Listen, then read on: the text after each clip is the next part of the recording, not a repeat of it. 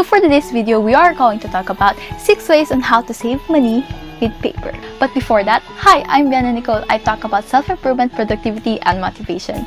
If you are new to my channel, don't hesitate to click the subscribe button below and let's see each other every Saturday.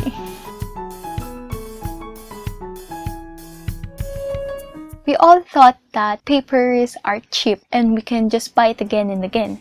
But if you add up all your expenses buying papers, it will cost so much. And here are the 6 ways on how to save money with paper. 1.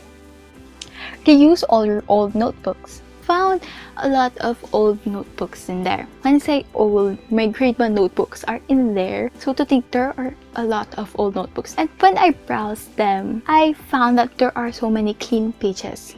I was an aspiring writer when I was in junior high school and I really preferred to write on papers. But I really don't want to waste money for a new notebook just for me to write. And that is exactly what I am looking for. A notebook to write my own stories. So I decided to cut all those clean pages off. So in order to do that, I tried my best to get all of those rusty and thick staplers in the middle or in the spine of the notebook. It was really hard to do. So when you do this, please be careful because you might get hurt. So when I separated the clean pages, I compiled all the similar pages together and stitched them. And here is an example. You see, it's a page of a filler. And I just stitch it on the top. I asked my father to punch a hole on the top so I can stitch it with a thread. If you want, you can also stitch it with yarn. But I really prefer this thread because it is thinner than a yarn. I started to use this notebook when I was in senior high school and I didn't really buy fillers anymore. I also treated this as my scratch paper. I am continuously taking clean pages of the fillers or notebooks that I found. Even my sisters gave their notebooks to me because they know that I collect the clean pages off and make them into a new notebook. And I have collected a lot of papers and it was well kept in a shoe box.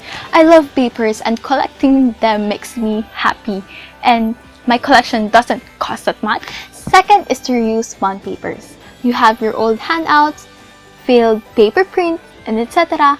Do not throw them away. You can use it.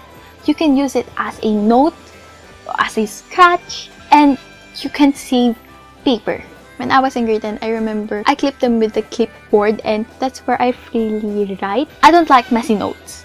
That's why I use more of the bond paper where you can answer your math problems, draft your essays, draft your research, etc. But remember that check all the used bond papers first before using it. 3. Bring enough yellow pad papers in school. At most is 10 pages. Sound kind of selfish, but bring 10 yellow pad papers will save you a lot of money. I have 3 reasons why you should only bring 10 pages of yellow pad paper at school. 1. Less people will ask you for paper. When they see that you have a lot of paper, the tendency is to ask for more. We should use our resources carefully. 2. When you bring a whole pad paper at school and when you have been grouped by your teachers, of course you switch places. And sometimes you forgot your yellow pad paper and there is a higher chance where you will forget your pad paper and the next thing you know is missing. So even if you lose your paper, it's only 10 pages or less, not the whole 80 pages. Third, if you are like me who likes to bring small bags, bringing 10 pages of yellow pad paper is a space saver and I don't need to bring a heavy bag. If you have remembered what I said in number 1, to reuse your old notebook, buying the same notebook will help you to compile and create a new notebook again. For 2 or 3 years, I have been buying the same notebook and here is the notebook. Feco. What I really like about this notebook is this is a spiral. You can easily separate all the clean pages of the notebook and compile them into a new one. Here is an example of a notebook that I compiled. This notebook is composed of 2 old notebooks and as you can see, it's thicker. I don't know if you can see. The one that I've compiled is thicker than the original notebook. So the advantage of compiling your notebook is you can customize the pages. If you want it to be thinner, you want to be thicker, it is your choice. And it is really convenient and money saver to use the same notebook. 5th, keep an all-purpose notebook. When I say all-purpose, it's all-purpose. journals, notes, plans, answers to my modules, etc. In this all-purpose notebook, personally, I don't want my notebook to be messy, and my all-purpose notebook, my dump site notebook, doesn't care if I get really messy or what. If you use an all-purpose notebook, you can save papers. Why? Because you don't have to think using a new paper just for scratch or something else. You did not waste a piece of paper just for a sentence or just for a paragraph. And after you use it, you just throw it away. Not only you can save papers, but you can also browse anytime you have a mental block. And who knows, you can reuse that idea again. Lastly is to create your DIY clearboard. If you are a person who likes to use sticky note to write all your reminders or just notes to yourself and post it on the wall, I recommend you to create your own DIY clearboard. The advantages are the DIY clearboard is a great substitute for your sticky notes. Compared to the sticky notes where your handwriting is very small and hard to notice, here you use a whiteboard marker. Your writing would be bigger and thicker, and it is very easy to be noticed, to be read, to be reminded. Here, I have created my own DIY clearboard. I have created a very long board because I have a lot of ideas and to-dos in life. Plus, if you're indecisive and kind of a perfectionist person like me who wants to have a good handwriting, in the DIY clearboard, you can just erase it immediately and write on it again.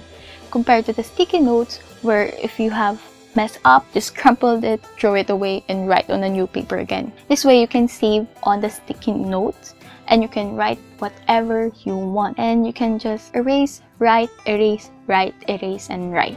So that's it. That is the 6 ways on how to save money with paper.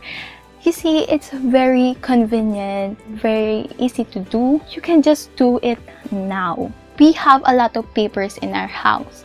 Bond papers, old notebook. Saving and reusing papers is like saving our own environment. Less papers that you use, more papers that you reuse, the more trees that you will save. And also, I want you to remember that you don't always need to buy new things. You can just reuse it and you can transform it into a very convenient and nice thing, better than what you used to buy.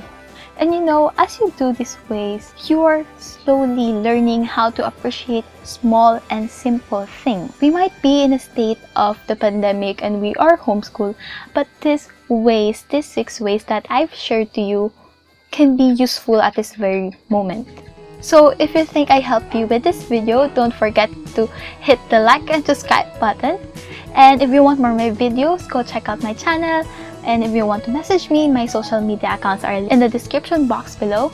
If you have comments, suggestions, feel free to message me. See you on the next Saturday. Bye-bye.